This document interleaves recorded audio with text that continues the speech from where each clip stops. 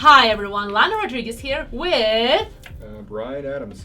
Brian Adams, and we are here to share with you some tips and tricks when buying a house. Is it right, Brian? That's right. What are we going to share first? Well, first off, you're going to be already under contract, so you've already shown houses, you put the offer in, and it got accepted. So the hard part is not so much, it's over. So hopefully you've already picked out a lender. So that's kind of the key thing. If not, you need to get one picked out ASAP because you need to get the ball rolling with the loan, and you need to be dead set, get your loan application taken care of right away. That's a very good point. Now let me ask you this. Why local lenders are always preferred?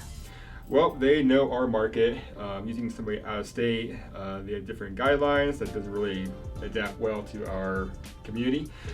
Plus, they can get stuff done a lot quicker than somebody that's out of state. And if anything happens during the loan, you have somebody right there.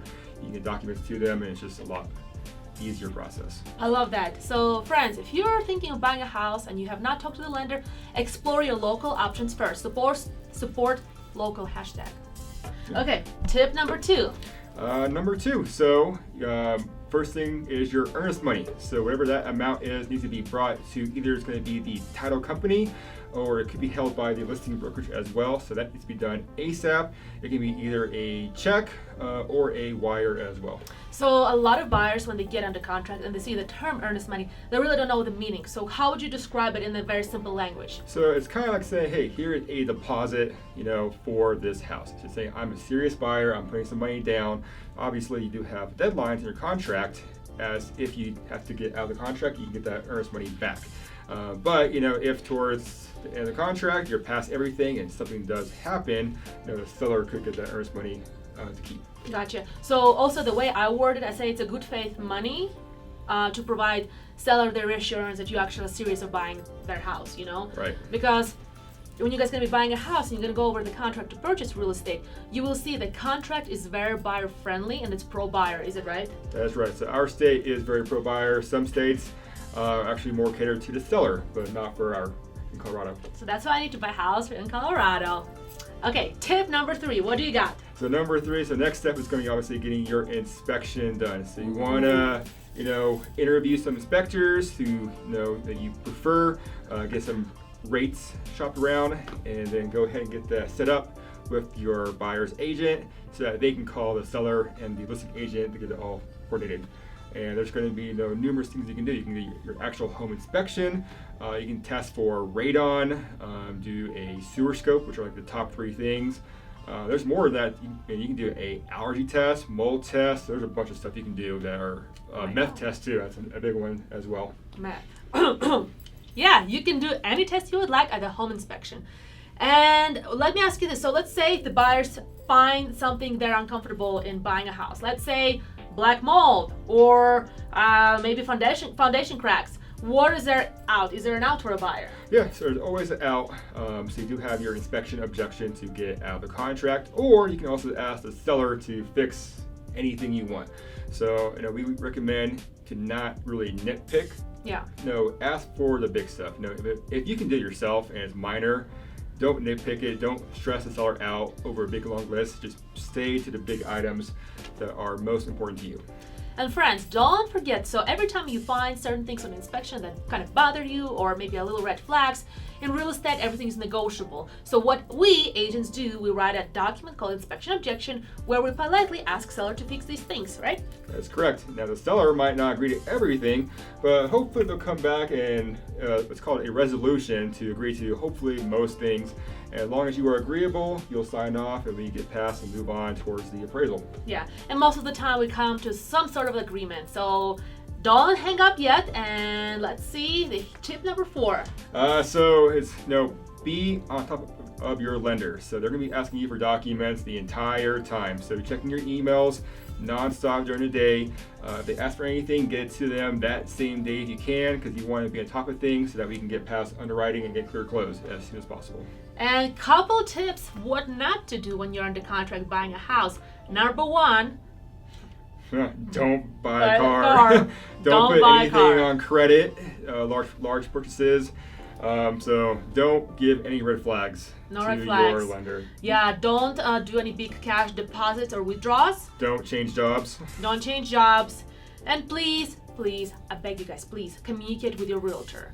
Anything happens in your life, we, your realtor, need to know about it first, because we may have an answer for your question, or we may have a suggestion, and we can still save the deal, and you don't have to live out of your car instead of a house, right? That's right. Okay, tip number 5. So there's going to be an appraisal for your loan. So there's a couple things. Hopefully it will come in at the offer price, no issues. But if it comes in low, there are a couple options. Hopefully the seller will be agreeable and come down to that appraised value. But if not, there's a couple options. You can meet in the middle, and if you can't come to terms, that could kill the contract. So keep that in mind, that you do have to get that appraisal to come through to get your loan. And also, the appraiser can also set conditions to have certain items prepared. So maybe there's like peeling paint on the outside, maybe there's a safety issue, loose railing. They can ask that appraiser can force the loan to have those items fixed for you to secure financing. And actually, a client yesterday asked me, should they come and meet the appraiser at the property, my buyer client? And I told them, no, absolutely not. Because appraisers are performed by a third-party entity, and they come in and they do their thing, and most of us buyer's agents don't go there, and listing agents don't go there too, because we want a third-party opinion that's not kind of like influenced, right? That's right. I mean they are there to work for your loan, your bank, pretty much. So they want to make sure that you are not overspending for the property, because in the end your bank is the one giving you money to buy this property, and they don't want to give you more than what it's worth. Yeah, absolutely. All right, Brian, do you have a tip number 7 for us? It's more in lines of communicate. So if you're not going to be here for closing, if you have to be a mail out, let's say you're in Hawaii, you're in Alaska, you're out of state, you can't be here, let us know, because we have to coordinate with title and your lender on getting documents to you before closing, so that you can sign, notarize, and get them back to us. Or if you have somebody that you trust here locally in town, we can always do a power of attorney as well. Yeah, this is great. And a lot of clients ask, hey, do I need to be here to close on my house? No, absolutely not. We can start the process with you being completely out of state or out of the country by providing great video tours, Skype calls, and list goes on. And we can actually mail the documents to you, even like we mail them to the bases in Afghanistan, in Iraq, in Germany. Guten Tag. Haha. So yes, it's absolutely possible, as long as you communicate with us. As long as you can communicate with us, we can make that happen. Is there more tips, Brian, or that's about it? That's pretty much it. Once you're past inspection, appraisal, get clear to close, you're going to be closing. So before we actually close, what we're going to do is actually a walkthrough of the property. Hopefully you're here for that. If not, Lana or the agents will actually go through the property. They'll probably spend a good half an hour, make sure that there's not any new damage that happened between the contract and now. And if the seller agrees to fix anything, we want to verify that those are complete as well before we do sign documents. Yeah, absolutely. Yeah, final walkthrough is very, very important, because you have to make sure that the house you're buying is in a great condition and it's a good place to call home. Brian, it was great having you in our Remax Property Studios. Thank you so much for your expertise. All right, thank you. We'll see you guys next time.